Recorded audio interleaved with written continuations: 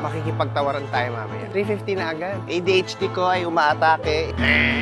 Aswang si Daniel. You're the she, and then, no matter what I shine. Hinahanap-hanap kita. Ito na yung moment of katotohanan. Hi babies! We're back for another video at syempre excited ako for this day kasi nandito tayo ngayon sa Anonas kung saan merong nahanap ang team ko na isang spot para maghanap ng the best ukay-ukay finds here sa Quezon City. At ang challenge natin today bilang ako po ay isang fan ng thrift shopping aka ukay-ukay, maghahanap tayo ng mga damit na pwedeng mag-recreate ng mga outfits ko sa tatlong musical plays na nagawa at ginagawa ko, which are Ang Huling El Bimbo the Musical na ginampanan ko si Hector. The second one is yung Rent the Musical, which I did and I was Roger last year.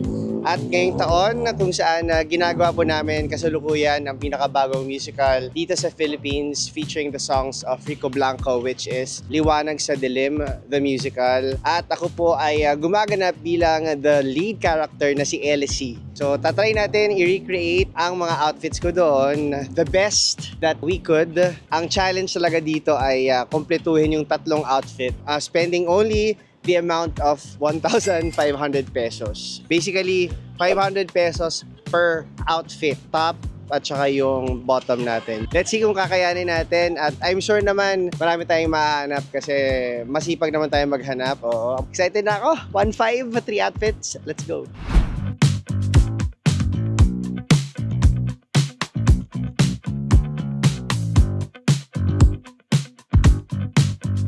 Una nating hahanapin, babies, ang outfit natin for Ang Huling El Bimbo the Musical, yung Hector outfit natin. Meron ako isang iconic doon. Yung suot ko yung denim jacket, tsaka gray na inner na shirt. Ayan, madali lang yun. So, punta tayo, hanap tayo ng denim na jacket. Ito, bilis ng kamay. Dapat pag nag-ukay-ukay ka, ganito. Itutulak mo lahat dun sa dulo. Para mahanap mo yung hinahanap mo. ADHD ko ay umaatake, iba yung nakita ko. Diba? O Elvis. Di ko nga kailangan yan. Ba't ko ba kinukuha? Eto, pwede to. Magkano kaya to? Tapos, magkano po ito? 350 yun? Wala nang budget. 350 na agad. Wala. Bus na agad yung budget ko. Bakit tatlong outfit yon? Teka lang, wala bang mura-mura? Ito ba yun? Parang mas okay to, no? Medyo crop. Alam mo, magagamit ko pa to. Tingnan nyo, ang ganda. So, pwede natin tutawaran. Alam nyo guys, kapag nag-ukay-ukay ako, maganda yung unique siya, pero pwede mo pa rin gamitin sa ibang occasions. Parang ito, di ba maganda oh? Tsaka uso pa ngayon yung crop, di ba? Nice, no? Makikipagtawaran tayo mamaya. Yung pants na gamit ko doon sa Huling El Bimbo, 90s kasi yon. Parang dapat medyo maluwag siya. Alam nyo, yung fashion ngayon, yun na yung 90s eh, bumabalik siya eh. So, kung si Hector ay mananamit ngayon sa 2025, hindi siya ma-out of fashion. And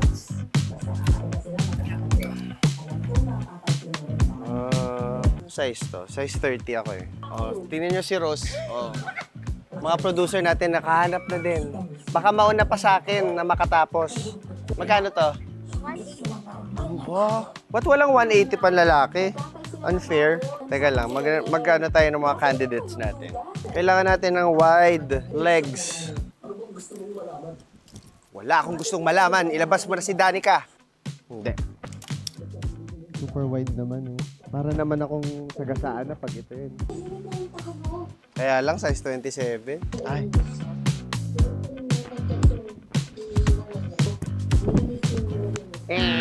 Siya. Ganon din ba kayo mag-sukat na pants? Para di mo nasasuotin, gaganyan yun.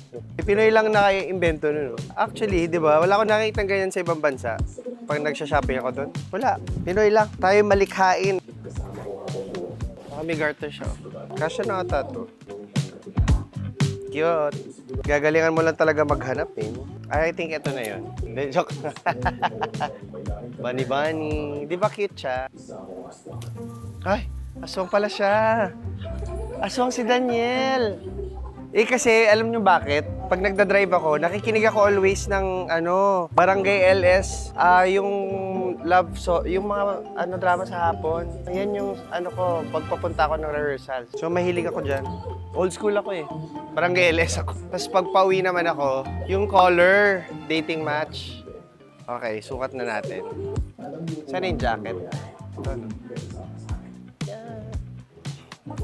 Ang saya-saya. Ang saya-saya. Ikaw po. Susukatin ko muna ha. Huh? Mamaya ako na papakita sa inyo. O, sama kayo sa loob. Joke lang.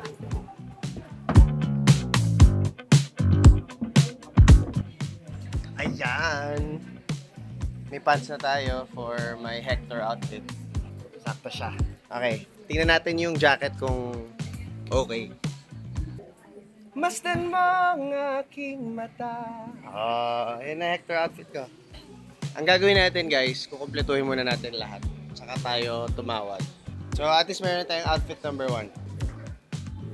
So dito na ako kinakabahan kasi si Roger, yung next nating character, ay taga New York. So naka-leather jacket siya, mahal yun. May mga mura naman ang dami nga eh. Pero pang babae, ang unfair, mas mahal sa lalaki. Kahit track star lang na shirt, tsaka pants. So t-shirt, hanap tayong t-shirt na may print ng skull or an eagle, tsaka pants na plaid. Hanap tayong plaid na pants. Parang ganito. Dapat dark.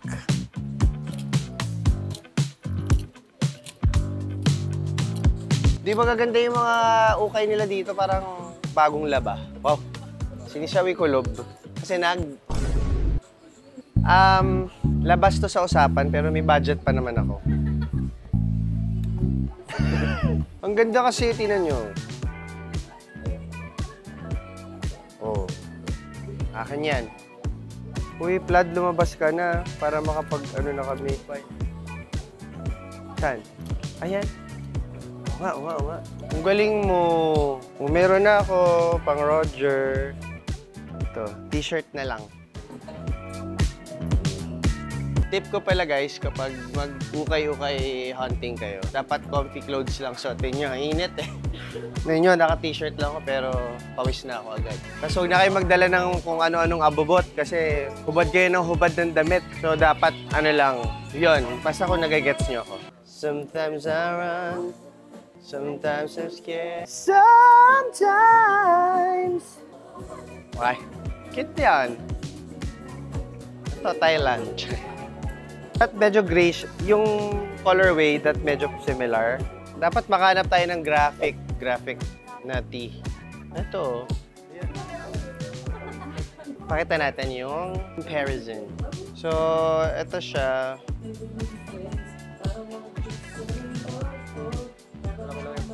Okay na to siguro. Okay na to. Okay na to. Kompleto na yung ating pang Roger outfit. Si Elsie naman. So si Elsie, sa mga hindi pa nakakakilala, and I'm sure maraming hindi nakakakilala sa kanya. Si Elsie po ang lead character sa Liwanag sa Dilim, the musical, that currently I am doing right now. It's a musical featuring the songs of Rico Blanco. As part of our promotion, wow, sinali ko na si Elsie dito sa challenge para makilala niyo siya. Pero hindi ko siya ipapakilala totally kung di sa outfit muna. So, hahanap ako ng hoodie. Kailangan ko ng jacket na hoodie. Hindi kailangan leather. Basta black. So, yun yung main focus natin sa outfit na ito. At sa mga nagbabalak po na manood ng Liwanag sa Dilim, the musical, we are running sa RCBC Theater all weekends of March, April, and pag nagka-extension, May. Ayan, hanap na tayo ng jacket. So, ito yung outfit na hanap natin. Mukhang leather pala siya. Ano ba leather? Ako tantana ng leather. So, ang hanap natin, ayan, gray and black na ansam. Dito tayo sa ilalim.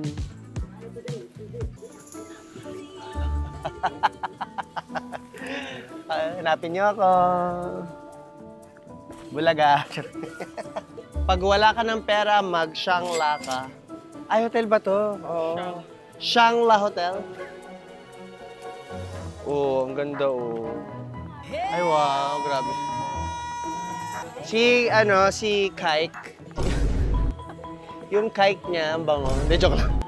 Si Kike, crush niya yan. Crush niya yan. Pero crush ko siya eh. Kaya lang crush niya yan, so... Hindi kami pwede. Changing man away in the faking and fine you wash your hooding for Asian heat of him now. You the she and the matter of the shiner. Be near one or more if I shiner me. You and our me. Oh, di tayo madidemonetize, yay! Ako nag-compose nun. Ang title na natin. Me. I think ito na yun. Sige, ito na siya. Woo! Ang kagandahan lang sa Baguio, pag nag-ukay-ukay ka sa session row, hindi ka papawisan gabi, tas malamig. Tas doon may 100, may 50 pesos. Out of the 3 styles, kanina, sino yung parang pinakamalapit yung suotan mo? Wow. Si Roger, parang alter ego ko siya pag pakista. Pero ko sa comfortability, easy access sa closet ko. Parang si Hector. Ano lang siya? T-shirt, tapos pwedeng magja-jacket siya ng denim, nakamaong. So parang Hector. Actually, Hector nga itsura, hindi lang to loose eh. Si Hector kasi loose yung t-shirt niya. Mas loose. Sabi niyo ha, recreate. Hindi saktong-sakto ha. Okay, so kaklarify ko lang. Baka may mga fans dito na magsabi, hindi naman yun yung suot mo nung recreate lang ha. Nasa under the budget tayo. Tsaka gusto ko magagamit ko pa din, di ba? Hindi naman ako fancy always eh.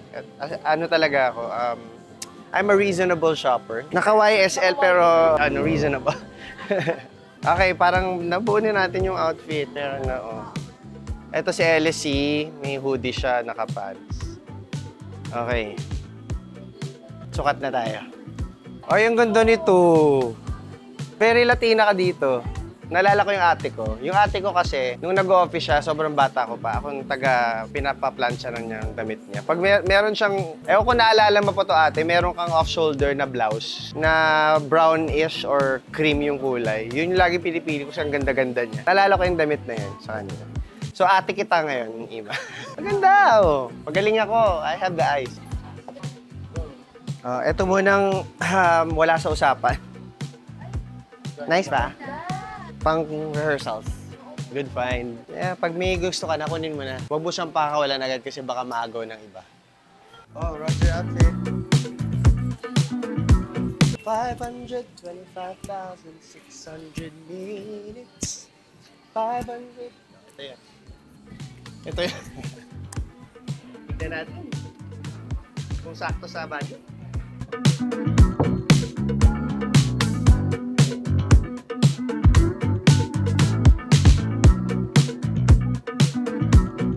Sa umaga't sa gabi, sa bawat minutong lumilipas, hinahanap-hanap kita, hinahanap-hanap kita. Manood kayo, Liwanag sa Dilim, the musical. Ito yun si LC. Nakompleto natin yung tatlong outfit. Yay! Tingnan natin kung sakto yung 1.5.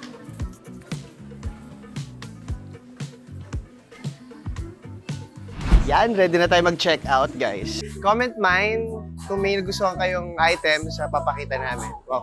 Si tatay mag-ano kasi Japan, malamig dun ngayon. Hello po kayo sa vlog ko, sa GMA po. Ito na yung moment of katotohanan. So, ate, ang budget ko kasi, pero feeling ko kasi mura lang yung iba eh.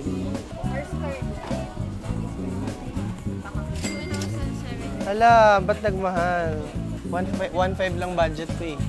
Hindi, ilabas mo tong isang pants kasi wala sa budget yun eh. Ayan lang kailangan ko ito lang kailangan ko 1.5 sila. Oh. Yan ang kailangan ko i-1.5. Bibigyan niyo ng 1.5. Sige na. 1.6. Pumayag na siya. Okay, pumayag siya. Yay! Galing ko talaga. Pero off the record, 1.6. Sinungaling si Anthony. Free, yeah. Yay! Naka-CCTV pala tayo.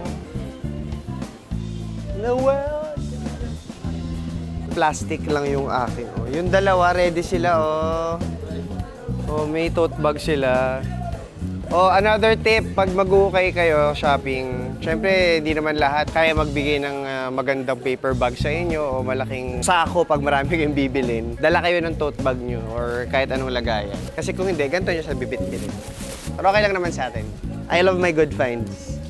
Ayan babies, we're back at my place at ngayon naman susubukan na natin i-fit lahat ng ating mga ukay-ukay finds para sa ating tatlong outfits. And actually, I'm already wearing the pants for the first outfit na kinumpleto natin, which is for ang huling El Bimbo the Musical, yung aking role as Hector.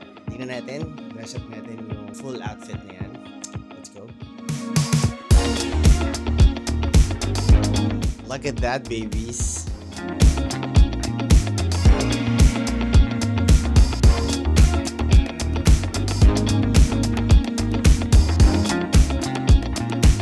Diba, pormahan ni Hector, pwede siya sa era na to. Oo, 90s eh. Maganda talaga yung pormahan yun, diba? Okay, next outfit naman tayo. Let's go. So, next outfit naman natin na kukumpletuhin is for my role as Roger sa Rent 2024. And yung outfit na kinolekta natin is yung medyo dress down lang ni Roger. Kasi sa Rent, ang setting was winter in New York. So, mga naka-jacket, mga leather jacket. Medyo mahal siya. Wala siya sa budget natin pag yun yung kinumpleto natin. Ang hinanap natin was, eto, naka-ano na ako, plaid na pants. Ito, nakuha natin to doon. Tsaka, nag-boots na ako, inunahan ko na kayo. Ang kinuha na lang natin yung graphic tee ni Roger. So, eto yun. Suotin natin.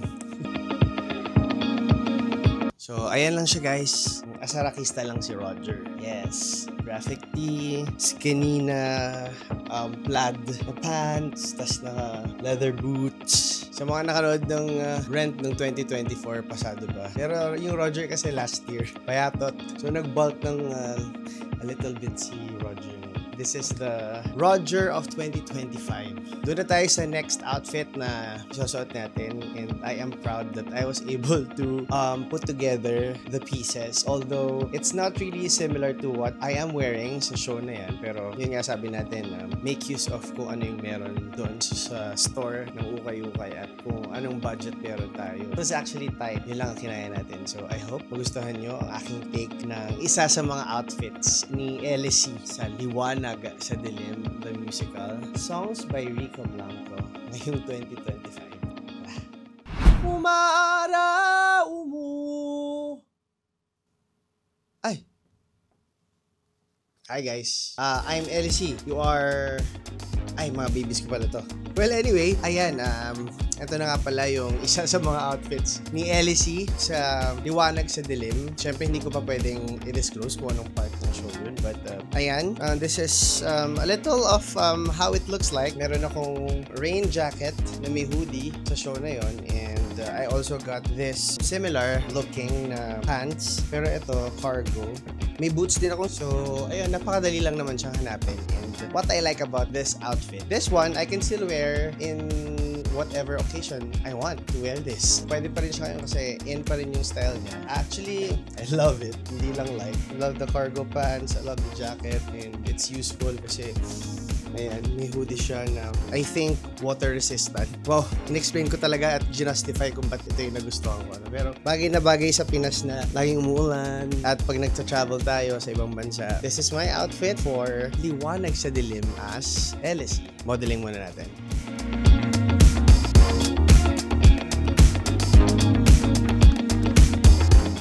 There you have it, baby. Sana na-enjoy nyo yung ating pasyal sa ukay-ukay today. At syempre, ako din talagang nag-enjoy ako kasi one of my happiest time is yung pag nakakahanap ako ng mga good finds sa ukay-ukay that I will wear. At syempre, laking tipid nun, di ba? Para sa ating mga artista. And yun nga, parang masasabi natin na hindi lahat ng magagandang bagay ay kailangang maging mahal. Mahanap po rin siya sa mga bagay na mura lang pero maganda. At syempre, ayun, sana na nagustuhan niyo itong video na to. And if you do love this video, don't forget to share to your friends at sana po makapag-subscribe din kayo. And also, sana po don't forget to watch out for my upcoming videos. Ayan, stay tuned and I hope to see you soon. Maraming salamat, babies. Keep safe. Malapit na magtagulan. Ay, mali. Tag-araw pa rin pala. Pero okay lang yan kasi umaraw, umuulan. Ang buhay ay sadyang ganyan. Umaaraw, umuulan. Nood kaya liwanag sa dilim. Akala ko tapos na ako, nadaanan ko ito. Wala. Pag di mo hinahanap, nakikita mo. Pag hinahanap mo, katagal-tagal mong hanapin. Ito hindi ko hinahanap. Ang ganda. Ang ganda nito. I like this. Kano to? 200 na lang. 200 na lang. Sige, 300 na lang. Ba yan? Nag-extra na ako eh. Bye-bye!